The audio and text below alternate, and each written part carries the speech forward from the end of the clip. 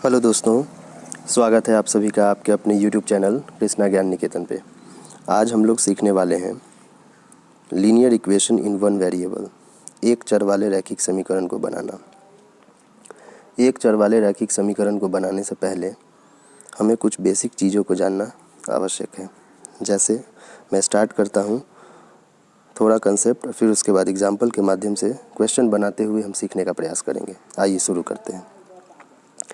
Linear equation में question आपको इस तरीके दिया होगा कि क्वेश्चन का कुछ हिस्सा इक्वल टू के दाएं तरफ होगा और कुछ हिस्सा बाएं तरफ होगा। जो बाएं तरफ होगा उसे हम LHS बोलते हैं और जो दाएं तरफ होगा उसे हम RHS बोलते हैं। ओके, अब इसके बाद आपको देखना है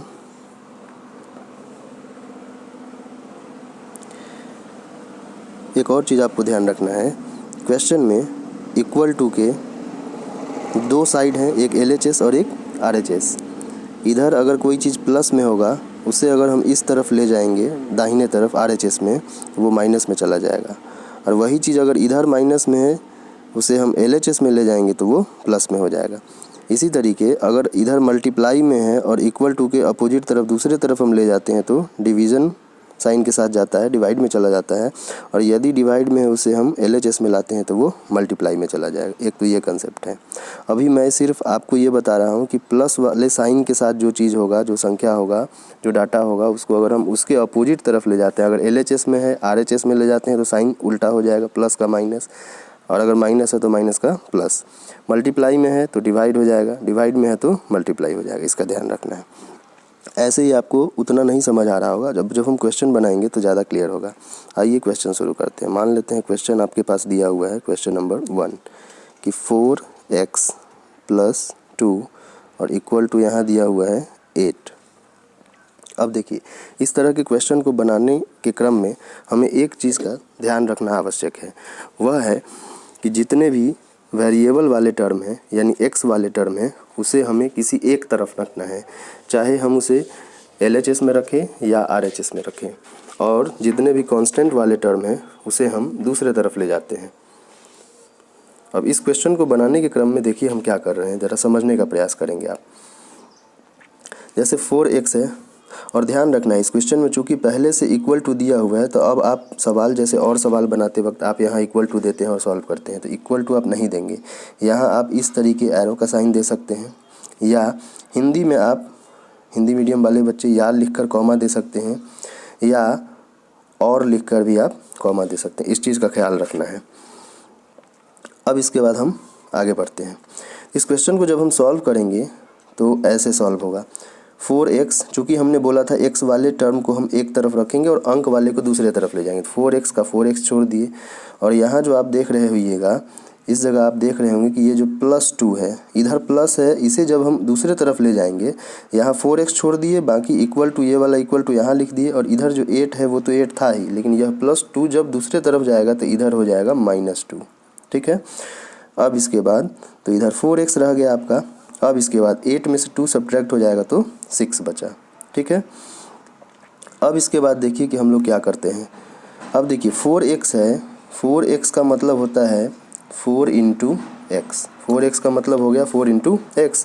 तो चूंकि यहाँ 4 × में है तो यह 4 जब इस तरफ जाएगा, दूसरे तरफ जाएगा 6 के तरफ, तो ये डिवाइड में जाएगा, चूँकि अभी यह क्या है इनटू में है। तो इसी क्रम में हम क्या करते हैं, अब x यहाँ बच जाएगा और इधर पहले से सब्ट्रैक्ट होकर 6 बचा हुआ है, और 4 जो वहाँ हमने समझाया आपको कि यह मल्टीप्लाई में है, यह 4 जब इस साइड आएगा तो क्या हो जाएगा, डिवाइड में आएगा, बाई में आ जाएगा 4। ठीक है। जब बाई में आ गया, अब यह अगर कटने वाला है तो काट देंगे। जैसे 2 के टेबल में 4 आता है 2 बार में, और 2 के ही टेबल में 6 आता है 3 बार में, तो फाइनली जो इसका आंसर हो जाएगा वह आंसर हो जाएगा कितना, x = 3/2। यही हो जाएगा आंसर। ठीक है। आइए एक और क्वेश्चन के माध्यम से हम इसे थोड़ा समझने का प्रयास और करते हैं। कभी कभी प्रश्न आपको मिलेगा इस तरीके का, क्वेश्चन आपको दिया रहेगा, क्वेश्चन हो सकता है आपको मिले 4x + 2 = x + 10। ऐसा प्रश्न अगर हो तो आप क्या करेंगे? 4x + 2 = x + 10। ऐसी स्थिति में मैंने एक बार बता दिया कि यहाँ इक्वल टू का नहीं, आप इस तरीके एरो का साइन देंगे। अब देखिए ये x है, यहाँ जो x दिया इसके पहले कुछ नहीं है तो प्लस साइन होता है, ये आपको समझना है। हमने बोला था कि x वाले को एक तरफ हम करते हैं, चाहे LHS में रखें या RHS में रखें। इस x को जब हम लाते हैं इधर तो क्या हो जाएगा? माइनस होगा। यहाँ 4x पहले से था, 4x - x, और इक्वल टू के इधर तो पहले से 10 था ही, और ये जो आप देख रहे हैं इस जगह ये +2, ये जब इधर आएगा तो क्या हो जाएगा? -2 हो जाएगा। ठीक है, अब इसी क्रम में इसे जब हम बनाने का प्रयास करेंगे आगे तो क्या होता है आइए ज़रा देखते हैं। 4x में से एक x चला जाएगा तो कितना बचेगा? 3x, और इक्वल टू क्या हो जाएगा? 10 में से 2 चला गया तो 8 कट जाने के बाद। अब इधर क्या बचेगा कि x है, x इक्वल टू क्या हो जाएगा? 8। पिछले क्वेश्चन में मैंने बताया था, क्या बताया था कि 3x का मतलब क्या होता है? 3 × x होता है, तो 3 × में है, ये 3 जब RHS में आएगा तो हो जाएगा डिवाइड में।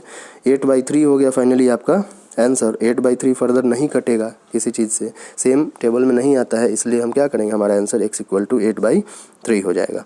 अब एक और क्वेश्चन के माध्यम से हम थोड़ा और समझने का प्रयास करते हैं। अभी हम लोग बेसिक कर रहे हैं, इसके बाद थोड़ा एडवांस पे जाएंगे नेक्स्ट वीडियो में। अभी देखिए कभी कभी क्वेश्चन आपको ऐसा दिखने को मिलेगा कि x/5 = मान लेते हैं यहाँ 10 दिया हुआ है। ठीक है, ऐसी स्थिति में आप क्या करेंगे? यहाँ देख रहे हैं कि इधर यह 5 जो है यह बाई है, बट्टे में है, डिवाइड में है। यह 5 जब RHS में जाएगा तो मल्टीप्लाई में चला जाएगा, तो इधर वाले इस 5 को जब हम इधर ले जाएंगे तो LHS में क्या बचेगा? केवल x बचेगा। x इक्वल टू क्या हो जाएगा? 10, और ये 5 आ जाएगा, चूँकि यहाँ डिवाइड में है, बाई में है, तो इधर आ जाएगा मल्टीप्लाई में। तो फाइनली आपका आंसर कितना हो जाएगा? x इक्वल टू 10 × 5 = 50, 10 × 5 = 50 हो जाएगा। ठीक है, अब हम और थोड़ा नेक्स्ट एक क्वेश्चन लेते हैं। मान लेते हैं कभी क्वेश्चन हमें ऐसा मिले x/5 = 1/2 अगर मिलता है।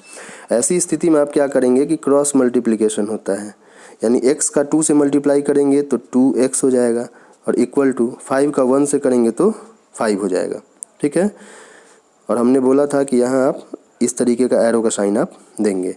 अब इसके बाद क्या होगा, यहाँ से हम आगे बनाने का प्रयास करते हैं। 2x = 5 है, फिर तो पहले क्वेश्चन में आपने जैसा समझा था 2x = 5 के बाद हम क्या करेंगे? 2x का मतलब 2 × x होता है, तो x इधर छोड़ देंगे, इधर 5 पहले से है, और ये जो 2 यहाँ मल्टीप्लाई में, ये 2 आ जाएगा इस जगह डिवाइड में। अब ये फर्दर एक टेबल में नहीं है तो फ्रैक्शन में डाटा नहीं आएगा, या तो 2.5 ढाई दिया होगा आंसर, या 5/2 दिया होगा। तो इसी तरीके हम लोग बेसिक क्वेश्चन को सॉल्व करने का प्रयास करते हैं। यदि आपको हमारा वीडियोस पसंद आ रहा हो तो निश्चित तौर पे आप हमारे चैनल को सब्सक्राइब करें और बेल आइकन को प्रेस ज़रूर कर दें, ताकि जब कभी भी हम कोई वीडियोज़ अपलोड करें तो सबसे पहले नोटिफिकेशंस आपको मिल सके। Thank you, that's all for today.